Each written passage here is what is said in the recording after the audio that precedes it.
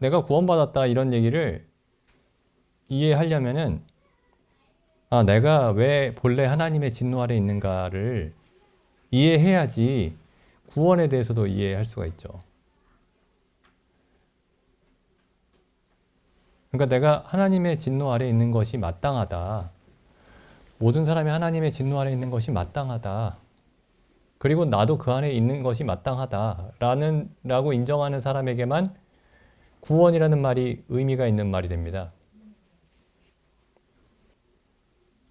여기 보면 이제 4장 15절에 보면 율법은 진노를 이루게 한다라는 말이 있습니다. 율법은 진노를 이루게 한다.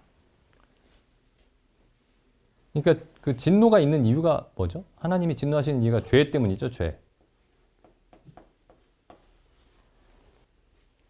근데 율법이 없으면 죄는 죄로 끝납니다. 죄는 죄로 끝나는데 율법이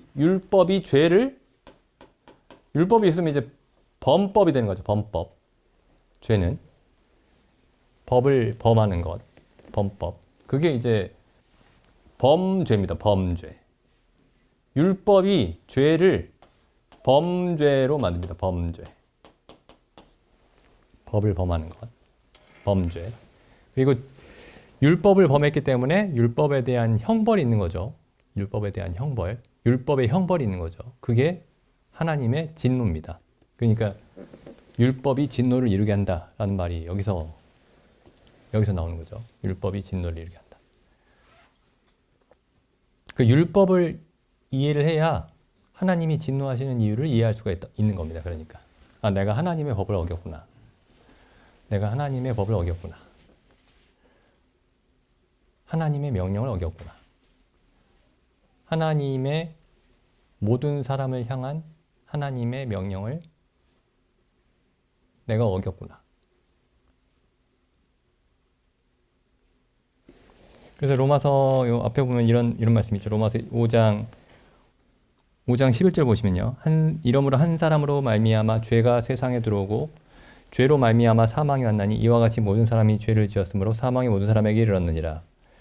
죄가 율법이 있기 전에도 세상에 있었으나 율법이 없을 때는 죄를 죄로 여기지 아니하였느니라. 그러니까 율법이 없을 때에는 죄가 없었다가 아니고 율법이 있기 전에도 죄가 있었죠.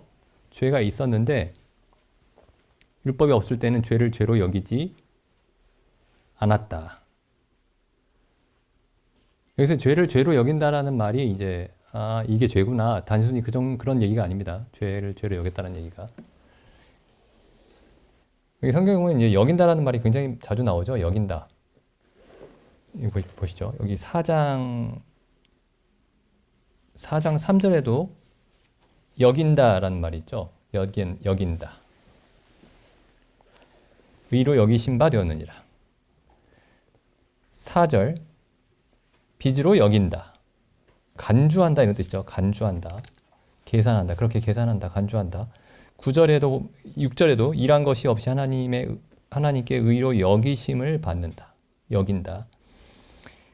9절에도 그런즉 이 행복이 할례자에게는요 혹 무할례자에게도요 대저 우리가 말하기를 아브라함에게는 그 믿음을 의로 여기셨다 하노라.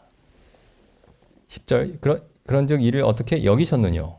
11절에서도 하반 밑에 보시면은 저희로 의로 여기심을 얻게 하려 함이니라. 여긴다는 말들이 이제 쭉 나오죠. 22절에도 보시면은 그러므로 이것을 저에게 의로 여기셨느니라. 23절에도 보시면은 저에게 의로 여기셨다. 기록된 것은 아브라함만 위한 것이 아니요 의로 여기심을 받을 우리도 위함이니. 근데 이게 지금 다 같은 의미입니다. 그래서 이제 죄를 죄로 계산하지 않았다 이런 뜻이에요. 죄를 죄로 계산하지 않았다. 죄를 죄로 여기지 않았다. 14절 보시면 그러나 아담으로부터 모세까지 아담의 범죄와 같은 죄를 짓지 아니한 자들 위에도 사망이 왕노릇하였나니. 그럼 여기 이제 범죄라는 말과 죄라는 말이 동시에 나오죠. 아담으로부터 모세까지 아담의 범죄와 같은 죄를 짓지 아니한 아담의 죄는 죄인가요? 범죄인가요? 그러니까 범죄가 아닌 죄인가요? 아니면은 범죄인 죄인가요? 아담의 죄는. 이 말씀만 보면은 아담의 범죄 이렇게 돼 있으니까 범죄죠. 죄 중에서도 범죄죠. 그 범죄라는 말은 아담이 법을 어겼다는 얘기네요. 그렇죠? 하나님의 법을. 아담에게는 하나님이 법을 주셨죠. 무슨 법을 주셨냐면은 이것을 먹는 날에는 먹지 말라. 먹지 말라. 이것을 먹는 날에는 정령 죽으리라. 그러니까 아담에게는 명백한 법을 주셨습니다. 법을. 그 법을 어긴 거죠. 그러니까 아담의 죄는 죄이면서 범죄죠. 범죄입니다. 근데 아담으로부터 모세까지 아담의 범죄와 같은 죄를 짓지 아니한 자들 위에도 사망이 왕노릇하였다. 이렇게 되어 있습니다. 그러면 이제 그러니까 아담의 죄는 범죄예요. 죄는 범죄입니다. 근데 여기 이상한 얘기가 나오죠. 아담의 범죄와 같은 죄를 짓지 아니한 자들 위에도, 그럼 그게 무슨 말일까요? 아담의 범죄와 같은 죄를 짓지 아니한, 그럼 죄를 짓지 아니한 자들에게도 아담으로부터 모세까지 아담의 범죄와 같은 죄를 짓지 아니한 자들 위에도, 그러면 아담으로부터 모세까지, 여기 모세까지 아담의 죄와 같은 범죄와 같은 죄를 짓지 아니한 자들이 있었다는 거죠. 이 사이에. 그 사이에. 그래서 뭐 어떤 사람들은 이게 유아들이다, 유아들. 유아들이 이제 죽었을 때 아담과 같이 죄를 짓지 않았는데도 죽지 않았느냐. 뭐 그렇게 얘기를 합니다. 근데 이게 보면 이제 모세까지 이렇게 돼 있으니까 왜 이렇게 이 모세까지라고 한 이유가 모세를 통해서 뭘 주셨냐면은 율법을 주셨죠. 율법. 이건 사도 바울이 여러 서신서에서 항상 모세를 율법과 연관을 시키죠. 그러니까 아담에게도 하나님이 법을 주셨습니다. 하나님의 법. 하나님의 명령이죠. 하나님의 명령. 하나님의 명시적인 명령입니다. 하나님의 명령. 여기도 하나님의 명백한 그 하나님 명령을 주신 거죠. 근데 이 사이에는 하나님이 명시적인 어떤 법을 주신 적이 없어요. 그래서 여기 보면은 아담으로부터 모세까지 아담의 범죄와 같은 죄를 짓지. 그러니까 이 사이에 있는 사람들은 범죄가 아닌 겁니다. 그래서 죄예요, 죄. 죄를 지은 거죠, 그냥. 아담에서 모세까지는.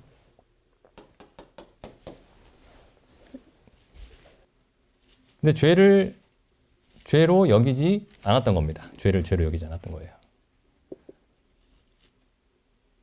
이 사이에 있는 사람들은. 근데 율법을 주심으로써 죄를 죄로 여기기 시작을 한 겁니다. 죄를 죄로 여기는 거예요. 여기 뭐라고 돼 있죠? 13절에 죄를 죄로 여기지 아니했다.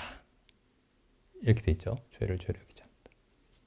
죄를 죄로 여기지 않았다는 말은 죄를 하나님이 보시는 것처럼 죄를 보지 않았다. 이런 뜻이죠. 그러니까 뭘 잘못한지 전혀 모르는 게 아니고 내가 뭐가 잘못인지 전혀 모르겠어. 이런 뜻이 아니고 하나님이 보시듯이 죄를 보지 않았다. 그러니까 율법의 기준에서 죄를 봐야 죄를 정확하게 본 거죠. 그러니까 죄를 뭐 잘못해도 뭐 사람을 죽여도 전혀 모르겠고 뭐 도둑질해도 전혀 뭐가 잘못인지 모르겠고 그런 뜻이 아니고 죄를 하나님이 보시듯이, 그러니까 죄를 죄답게 여기지 않았다. 이렇게 이해하면 되겠죠. 죄를 죄답게. 죄를 있는 그대로의 모습을 보지 못했다. 이렇게 이해하면 되겠죠. 그럼 죄를 죄로 여긴다. 죄를 죄로 여긴다. 그러니까 이제 비슷한 표현들이 이제 많이 나옵니다. 죄를 죄로 여긴다라는 말이 그 앞에 보면은 3장 20절에 보면 그러므로 율법의 행위로 그의 앞에 의롭다 하심을 얻을 육체가 없나니 율법으로는 죄를 깨달음이라. 율법으로는 죄를 죄로 여기는 거죠. 율법으로는 죄를 깨닫고 율법이 죄를 죄로 여기게 하고, 그 다음에 5장 20절에 보면은 율법이 가입한 것은 범죄를 더하게 하려 함이라. 그러나 죄가 더한 곳에 은혜가 더욱 넘쳤나니. 그러니까 율법이, 여기 이제 모세를 통해서 율법을 주신 목적이 뭐냐면은 범죄를 더하게 하기 위해서다. 이렇게 돼 있죠. 그러니까 죄를 죄로 여긴다는 말과 범죄가 더한다는 말이 이제 같은 말인 겁니다. 여기 더한다는 말이 뭐죠? 이게 그러니까 넘친다 이런 뜻입니다. 범죄가 넘친다. 율법이 가입한 것은 범죄를 넘치게 하려 합니다. 영어로는 뭐 abound 이렇게 돼 있어요. abound 뭐 abound라고 번역한 성경도 있고, 뭐 increase 하면 증가한다 이런 뜻이죠. 늘어나게 한다 뭐 이런 뜻이죠. 범죄를 더하게 하고, 그 율법이 가입된 것은 범죄를 더하게 하려 함이라. 그러니까 지금 여기 율법의 기능에 대해서 로마서에서 이렇게 처음부터 얘기하고 있는 그 말씀들을 모아서 보면은 그 의미들을 더 잘 이해할 수 있습니다. 정확하게. 아까 로마서 처음에 율법으로는 죄를 깨닫는다는 말씀이 있고, 그 다음에 5장 13절에 율법으로는 죄를 죄로 여긴다는 말이 있고, 그 다음에 5장 20절에 율법이 가입한 것은 범죄를 더하게 한다라는 말이 있고, 그럼 이게 각각 다른 말들이 아니고 율법의 하나의 기능을 말하고 있는 거죠. 한 가지 기능을. 그럼 율법이 하는 일이 결국에 뭐냐? 지금 여기 이 5장까지는 이제 한 절씩 혹은 한 문장씩만 율법이 하는 일에 대해서 얘기를 하고 있는데, 이걸 가장 자세하게 지금 설명하고 있는 게 로마서 7장입니다. 로마서 7장. 율법으로 죄를 깨닫는다는 게 무슨 말인지, 율법을 통해서 죄를 죄로 여긴다는 말이 무슨 말인지, 율법이 가입함으로써 범죄가 더하게 된다는 말이 무슨 말인지. 로마서 7장에 보면은 7장 7절 보면은 그런즉 우리가 무슨 말이요 율법이 죄냐 그럴 수 없느니라. 율법으로 말미암지 않고는 내가 죄를 알지 못하였으니 곧 율법이 탐내지 말라 하지 아니하였다면 내가 탐심을 알지 못하였으리라. 그러나 죄가 기회를 타서 계명으로 말미암아 내 속에서 각양 탐심을 이루었나니 이는 법이 없으면 죄가 죽은 것임이라. 율법이 없으면 죄가 작동할 수 없다 이 말이죠.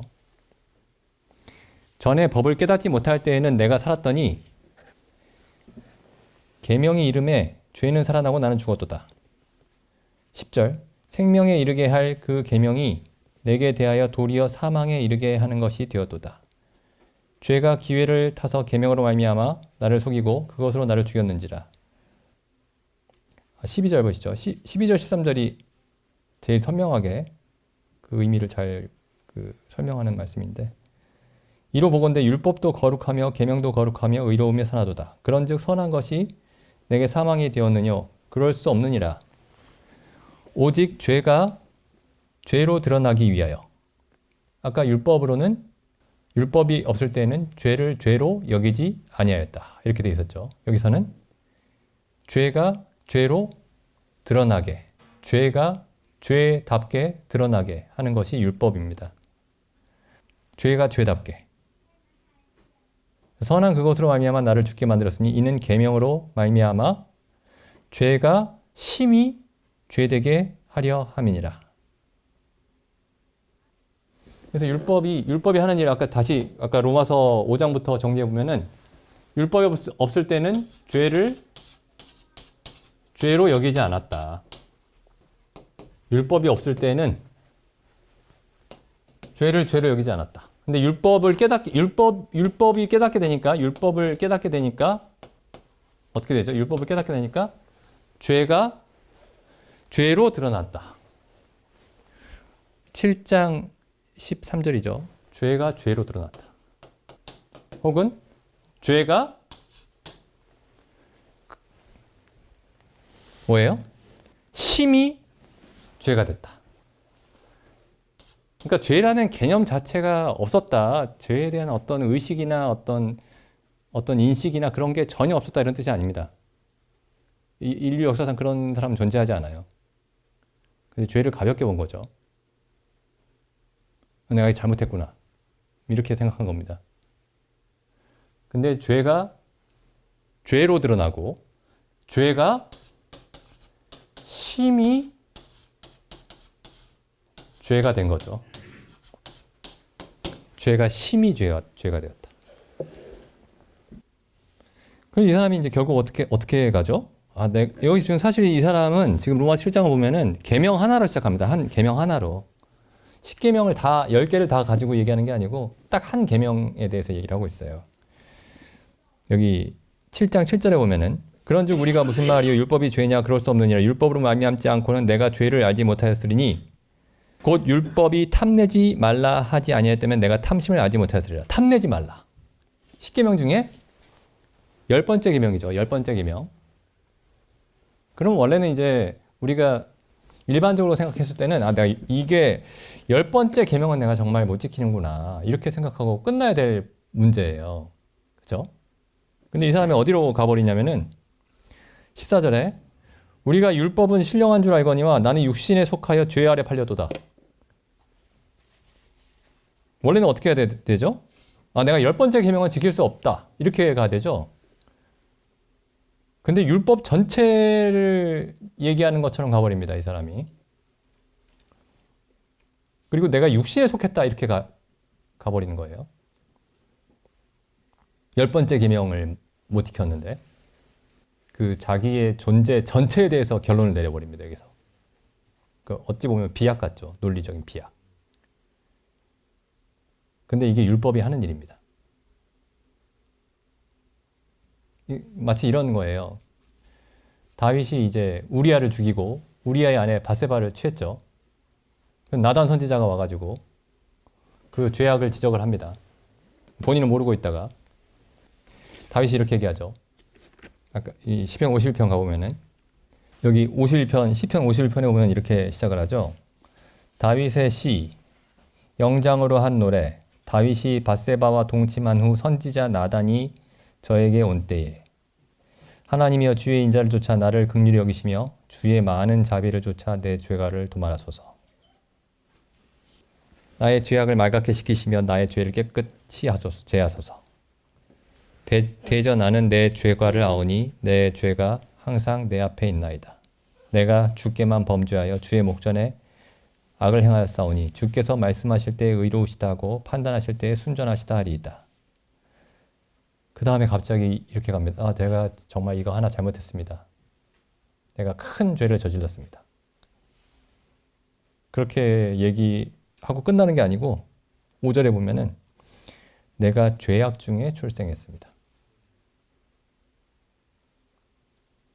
하나의 범죄, 이 한 번의 범죄를 가지고 이 사람이 내가 그 한 번의 범죄에다 국한시키는 게 아니고 그 이 한 번의 범죄를 가지고 내가 날 때부터 죄인입니다. 이렇게 갑니다. 내가 죄악 중에 출생하였으며 모친이 죄 중에 나를 잉태하였습니다.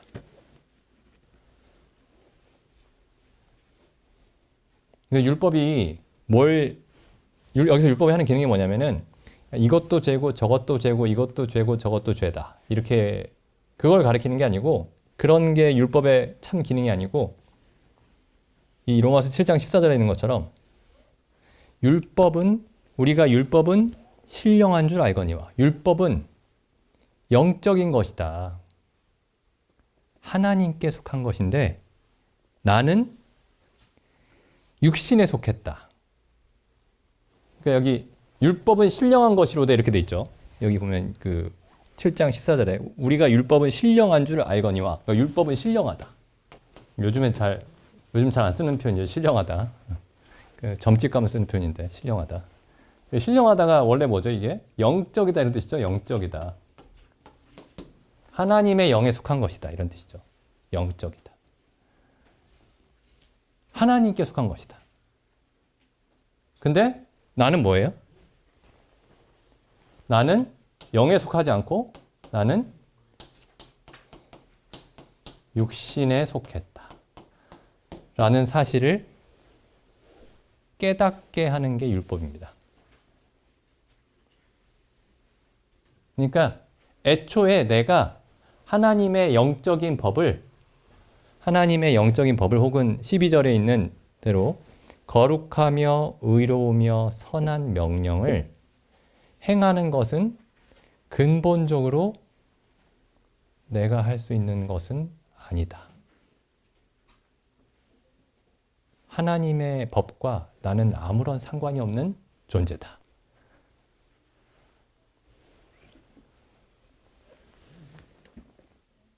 그래서 이렇게 얘기하죠.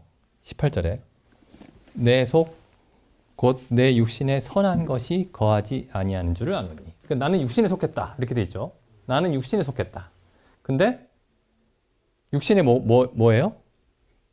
선한 것이 없다. 그 무슨 말입니까 이게? 내 안에 선한 것이 없다. 내게는 선한 것이 없다. 이런 뜻이 되죠. 나는 육신에 속했는데 18절에 보면은 내 속 곧 내 육신에 선한 것이 거하지 아니한다. 그러니까 내 안에 내게는 선한 것이 없다는 뜻이죠. 전혀 없다. 근데 이렇게만 해도 좀 다행입니다. 예를 들어서 이 말만 해도 말만 가지고는 괜찮아요. 그래도 나 선한 것이 없구나. 그럼 0이다. 선한 것이 0이다. 이렇게 생각할 수 있는데 이렇게 끝나는 게 아니고 뭐죠? 이 선한 것이 없다는 말이 무슨 의미예요? 19절 내가 원하는 바 선은 하지 아니하고 도리어 원치 아니하는 바 악은 행하는구나. 그럼 뭡니까? 0이 아니고 뭐예요? 마이너스죠. 마이너스. 그리고 악만 행하는 거죠. 여기서. 이 사람이 율법을 통해서 알게 된 게 이겁니다. 아, 하나님의 법이 선하고 이렇고 거룩하구나. 근데 그걸 통해서 내가 그냥 가볍게 여겼던 죄가 죄로 드러났고 죄가 죄답게 드러났고 이 죄가 심히 죄구나. 이게 심히 죄구나. 그리고 나는 하나님과는 아무런 상관없는 완전히 육신에 속한 자구나. 내 육신 안에는 선한 것이 없구나. 선은 행하지 아니하고 악만 행하는구나. 이게 율법이 계속 이 사람에게 가르쳐주는 자기에 대한 지식입니다. 자기에 대한 지식. 그래서 결국 이렇게 얘기하죠. 24절에 오라 나는 공고한 사람이로다. 이 죽은 몸에서 누가 나를 건져내랴. 이 사람은 죽었습니다. 왜? 선한 것을 단 하나도 한 가지도 행할 수 없으니까요. 이게 율법이 사람에게 알려주는 진실입니다. 모든 사람에 대한 진실. 선은 행하지 않고 악만 행하는구나. 그러니까 선은 원하는 만큼 많이 행하지 못하고 악한 일은 내가 생각했던 것보다 많이 행했구나. 그런 얘기가 아니고 선은 행하지 않고 악만 행했구나. 이게 지금 로마서 7장에 있는 사람이 율법을 통해서 자기에 대해서 알게 된 사실이죠. 근데 이게 로마서 7장에서 이 사람에 대한 얘기일 뿐만 아니라 온 인류에 대한 얘기입니다. 아담이 범죄한 이후로 모든 인류에 대한 얘기죠. 근데 물론 이제 거기에 하나님의 은혜로 구원을 얻은 사람들을 제외하고요. 그래서 로마서 7장에서 이제 율법을 통해서 죄를 깨닫고 아까 우리가 찾았던 말씀들을 다 모아보면 율법을 통해 죄를 깨닫고 이게 로마서 3장에 나오는 거죠. 율법을 통해 죄를 깨닫고 3장 20절 율법으로 죄를 깨닫는다 이렇게 되어 있죠. 율법으로는 죄를 깨달음이라. 율법을 통해 죄를 깨닫고 5장 13절에서 율법을 통해 죄로 여기고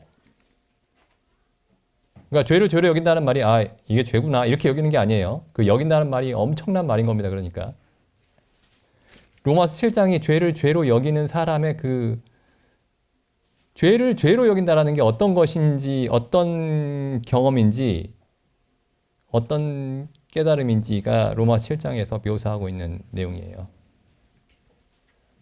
그리고 7장 13절에 죄가 죄로 드러나고, 죄로 심히 죄가 되고, 죄가 심히 죄가 되고, 그 다음에 내가 하나님의 법은 영적이지만 나는 육신에 속했다는 걸 깨닫고, 내가 행하는 것은 선한 일이 없고 악한 일만 행하고, 그래서 결국 이 사람이 내가 하나님 앞에서 죽은 자입니다. 하나님의 뜻을 하나도 행할 수가 없습니다. 난 죽었기 때문에. 그러면 이 사람이 뭘 이해하느냐? 율법은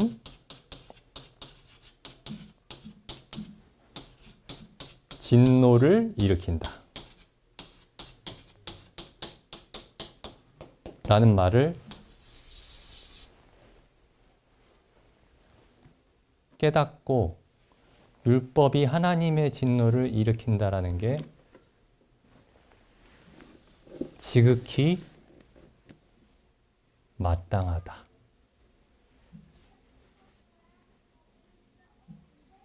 하나님이 나에게 영원한 진노를 쏟아 부으신다 하더라도, 나를 지옥불에 던지신다 하더라도 지극히 합당하다.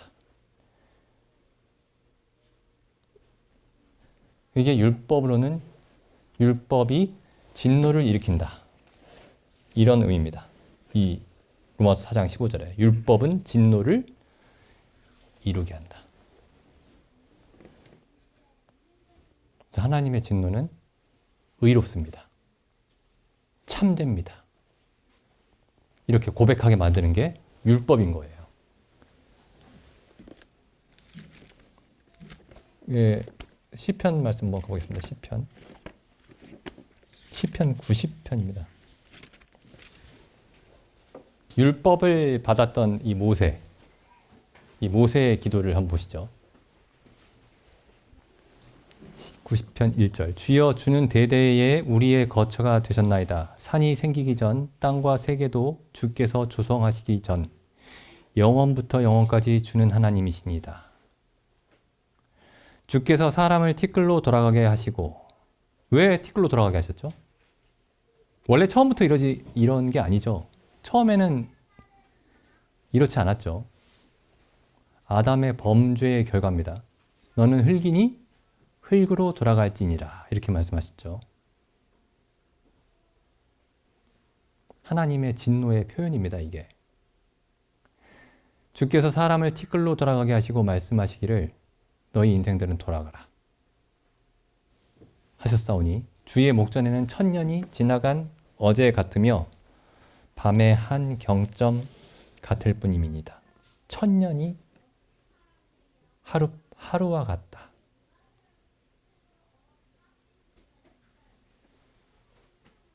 오절 보시죠. 모세가 아는 하나님, 주께서 사람들을 홍수처럼 쓸어 가시나이다. 저희는 잠깐 자는 것 같으며 아침에 돋는 풀 같으니이다. 푸른 아침에 꽃이 피어 자라다가, 꽃 얘기하니까 아름다운 시 같죠. 푸른 아침에 꽃이 피어 자라다가 저녁에는 뱀바 되어 마르나이다. 우리는 주의 진노에 소멸되며, 언제부터요? 창세기 3장 이후부터 모든 인류가 하나님의 진노 아래 소멸되고 있는 겁니다. 주의 진노에 소멸되며 주의 분내심에 놀라나이다. 율법을 아는 사람이 하는 고백입니다. 율법을 통해서 하나님의 의를 알고, 율법을 통해서 하나님의 진노가 지극히 의롭고 마땅하다는 것을 아는 사람이 하는 고백이죠. 우리는 주의 분내심에 놀라나이다. 주께서 우리의 죄악을 주의 앞에 놓으시며 우리의 은밀한 죄를 주의 얼굴빛 가운데 두셨사오니, 우리의 죄악을 하나님의 빛, 그러니까 율법의 빛 앞에 두지 않으면은 이런 고백이 나올 수가 없죠. 죄를 죄로 여기지 않습니다. 죄를 심히 죄로 여기지 않습니다. 다시 보겠습니다. 8절. 주께서 우리의 죄악을 주의 앞에 놓으시며 우리의 은밀한 죄를 주의 얼굴빛 가운데 두셨사오니. 그럼 이제 어떻게 이 사람은 인생을 어떻게 이해하죠? 삶 전체를. 우리의 모든 날이 주의 분노 중에 지나가며 우리의 평생이 일시간에 숨 한 번 쉬는 동안에 다하였나이다. 우리의 연수가 70이요 강건하면 80이라도 그 연수의 자랑은 수고와 슬픔뿐이요.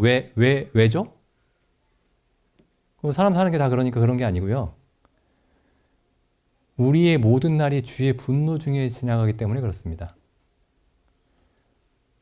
우리의 연수가 70이요 강건하면 80이라도 그 연수의 자랑은 수고와 슬픔뿐이요. 신속히 가니 우리가 날아가니이다. 그 다음에 이렇게 얘기하죠.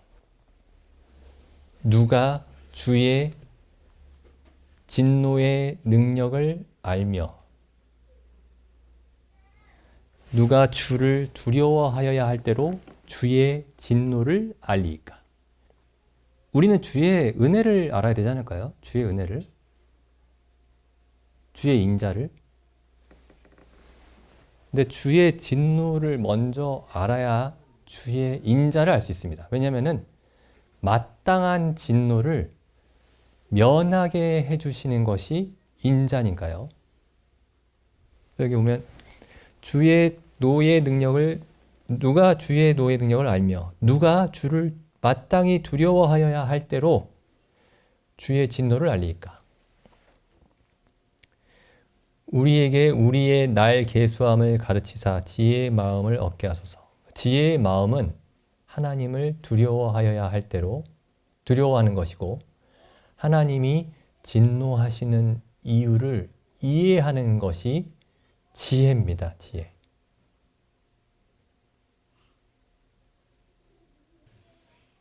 그렇죠. 이제 제가 학원에서도 일하고 대학에서도 좀 가르쳐보고 교육 쪽에서 좀 일해봤는데 대치동에서도 좀 가르쳐보고 목동에서도 가르쳐보고. 근데 시간이 좀 흐르고 보니까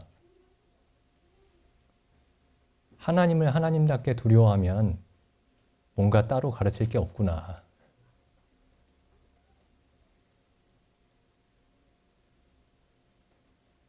하나님을 하나님답게 제 자신에게도 적용을 해보면은 하나님을 하나님답게 두려워하는 그거 하나만 여기 알았더라면은 많은 잘못들을 피해갈 수 있었겠구나. 그런 생각이 듭니다. 그래서 이제 잠언 1장에 나오죠. 여호와를 경외함이 지혜의 근본이다. 사람들은 이제 그 말씀 또 이렇게 생각합니다. 여호와를 경외하는 게 지혜의 근본이고 근본만 가지고는 살 수 없지 않냐. 그 위에다가 이제 다른 걸 쌓는 거예요. 그런 의미가 아닙니다. 그게.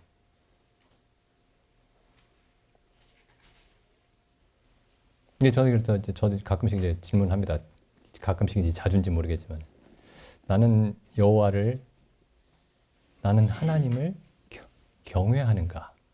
내가 하나님만 경외하는가? 하나님만 두려워하는가? 내가 하나님만 두려워했더라면은 하고 딱 과거를 생각해 보니까 이 잘못했던 일들이 많이 생각이 나요. 11절 다시 보겠습니다.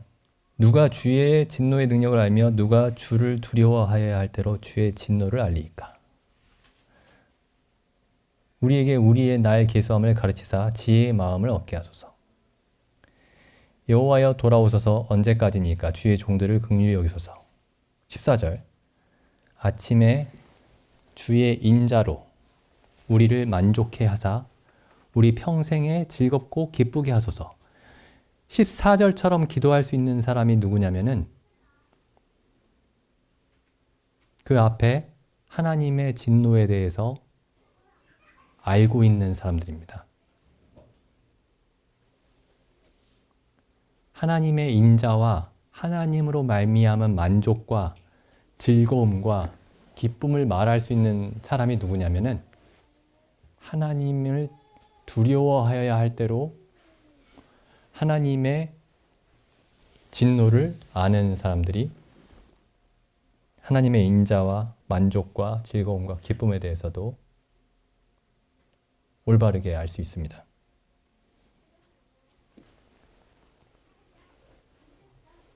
이 진노의 하나님의 진노의 크기와 하나님이 진노하시는 것이 어떤 이유에서인지를 아는 사람이 결국에 이 말씀을 이해할 수 있습니다. 로마서 5장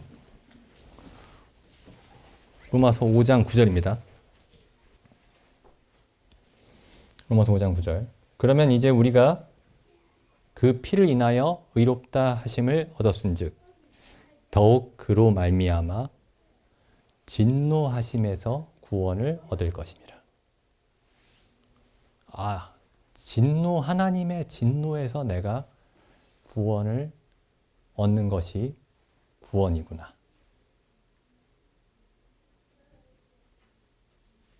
그럼 1장 18절부터 3장 18절까지가 지금 현재적인 진노입니다. 아까도 말씀드렸지만 1장 18절에서 3장 18절까지가 하나님의 진노의 현재 나타나고 있는 하나님의 진노입니다. 창세기 3장부터 지금까지 현재. 그리고 마지막 때 하나님의 의로운 심판이 나타날 때의 그 진노는 이제 그리스도의 재림의 날이에요. 그리스도의 재림하시는 날. 그래서 여기 보면 이제 아까 다시 보시죠. 로마서 2장 5절에 있죠. 로마서 2장 5절에 진노의 날,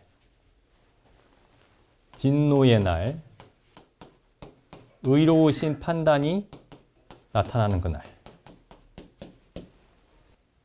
그러니까 이게 현재고, 그리고 이게 미래죠.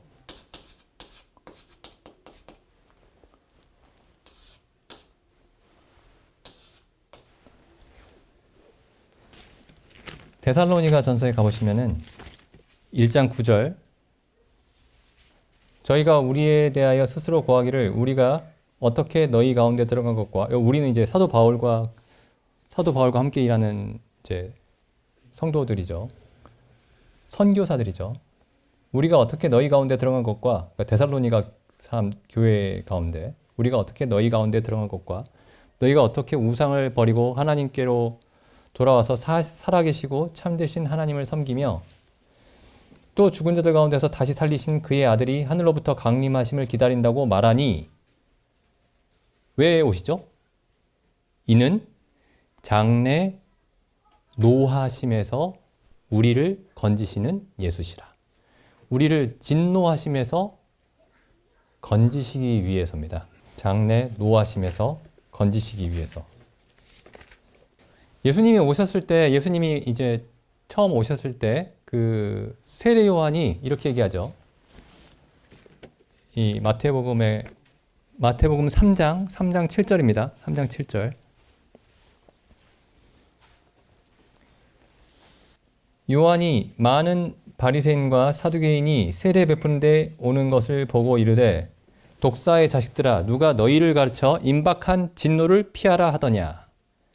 이 진노가 지금 이 마지막 날 진노의 날에 임할 진노입니다.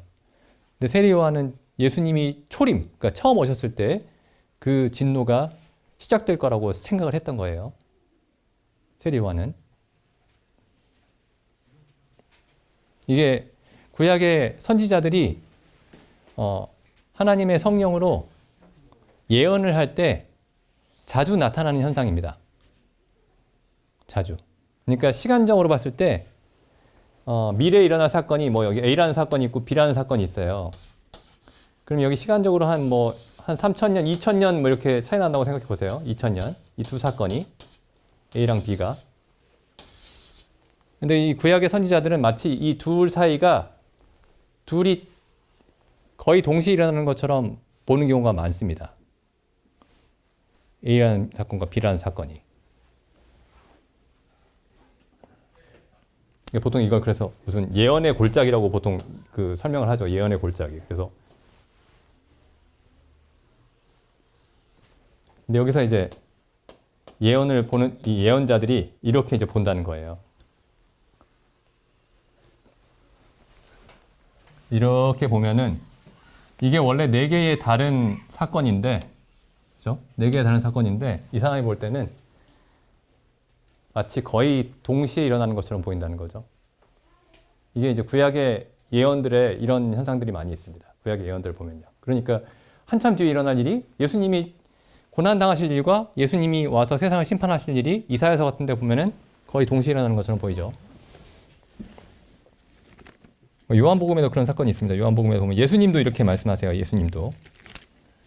약간 다른 주제로 잠깐 넘어갔는데 어쨌든 요한복음 5장 28절 보시면 27절 보시죠. 또 인자됨을 인하여 심판하는 권세를 주셨느니라.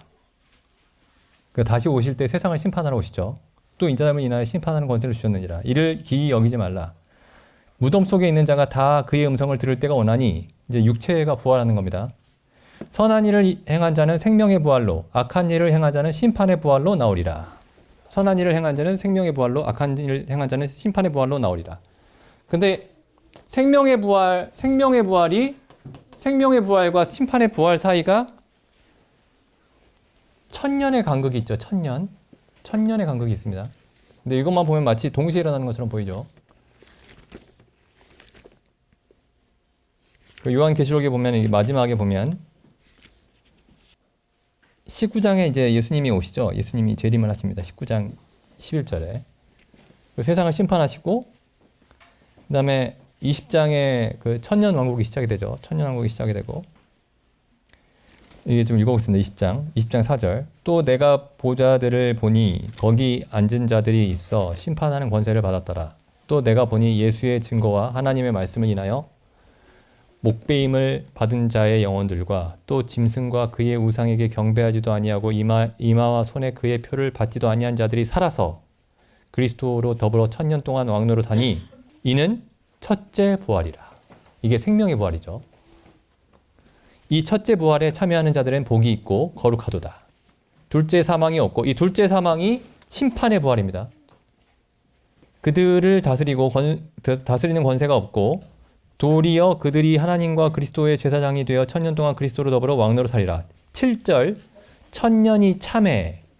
그러니까 천년이 지나고 나서 이제 사단이 마지막으로 반란을 일으키죠. 사단이 마지막으로 반란을 일으키고 11절에 보면은 또 내가 크고 흰 보좌와 그 위에 앉으신 자를 보니 땅과 하늘이 그 앞에 피하여 간데 없더라. 또 내가 보니 죽은 자들이 물론 대소하고 그 보좌 앞에 섰는데 책들이 펴 있고 또 다른 책이 펴졌으니 곧 생명책이라. 죽은 자들이 자기 행위를 따라 책들에 기록된 대로 심판을 받으니 이게 심판의 부활이죠. 그래서 생명의 부활과 심판의 부활 사이에 시간적인 간극이 천년이 있습니다. 근데 여기 요한복음에서 예수님이 하신 말씀만 보면은 동시에 일어나는 것처럼 보이죠. 이런 식으로 이제 그 구약에 나와 있는 예언들도 이런 식으로 시간 간극이 꽤 있는데 거의 동시에 일어나는 것처럼 보고 있습니다. 이제 세례 요한도 그렇게 이해를 한 거예요. 구약 그 이사야의 예언을 세례 요한이 주로 이제 마음속에 두고 있었던 인용하는 그런 말씀이 이사야 말씀인데 자기가 이사야 말씀을 봤을 때 예수님이 오시는 게 세상을 심판하러 오시는 것처럼 이해를 했던 겁니다. 근데 그때 이렇게 얘기하는 거예요. 누가 너희더러 임박한 진노를 피하라 하더냐. 이게 그 임박한 진노입니다. 예수님이 우리를 구원하시는 임박한 진노. 구약에서 계속 그 진노에 대해서 예언을 하고 있어요. 예언서들이. 하나님의 진노에 대해서. 그리고 그 진노가 가장 자세하게 분명하게 드러나 있는 곳이 요한계시록이죠. 마지막 7년. 그리고 영원한 지옥. 근데 이제 제가 이제 말씀드리고 싶은 것은 이겁니다. 아까 로마서 1장 17절에서 1장 18절에서 3장 18절까지 이게 지금 현재 하나님의 진노가 현재 나타나는 양상이에요. 하나님의 진노가 현재 창세기 3장부터 지금까지. 그래서 하나님의 진노 아래 있는 사람들의 모습이 쭉 묘사가 되고 있습니다. 1장부터 3장까지. 근데 이제 그리스도께서 재림하실 때 심판의 날에 있는 진노가 있어요.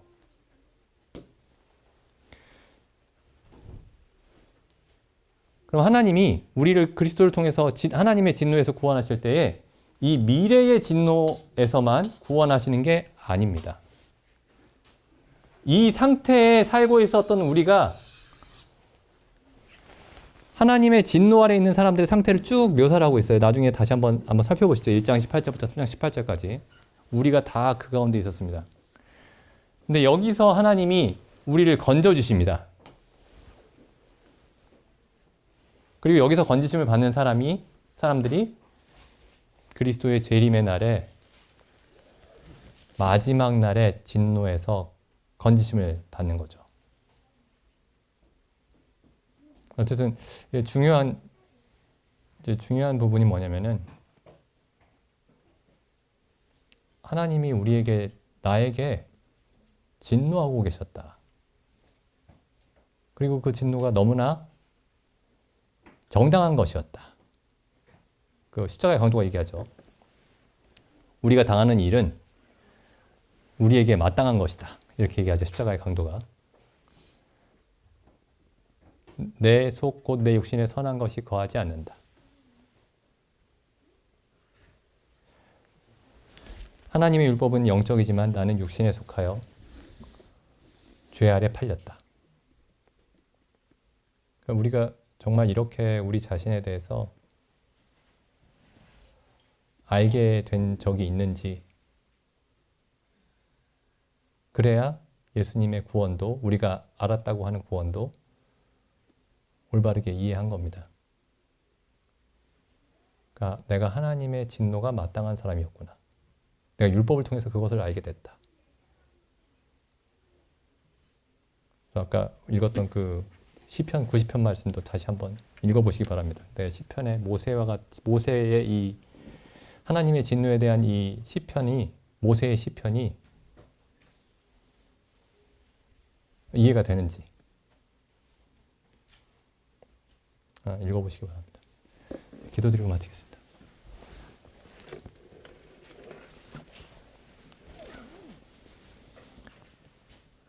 하나님 아버지,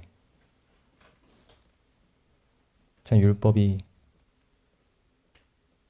거룩하고 의롭고 선하다는 그 말씀과 함께 이 율법이 하나님의 진노를 일으킨다는 그 말씀에, 또한 하나님의 진노가, 저희를 향하신 그 진노가 지극히 의롭고 거룩하고 선하다는 말씀에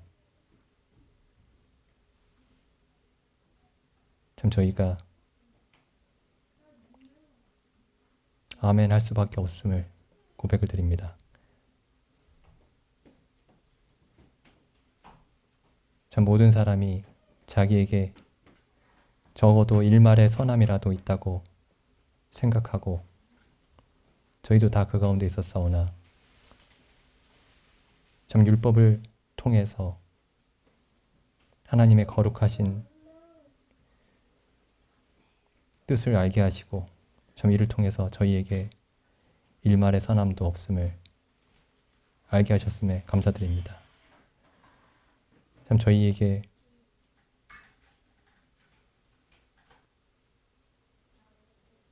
저희가 받아 마땅했던 그 하나님의 그 두려운 진노가 우리 주 예수 그리스도께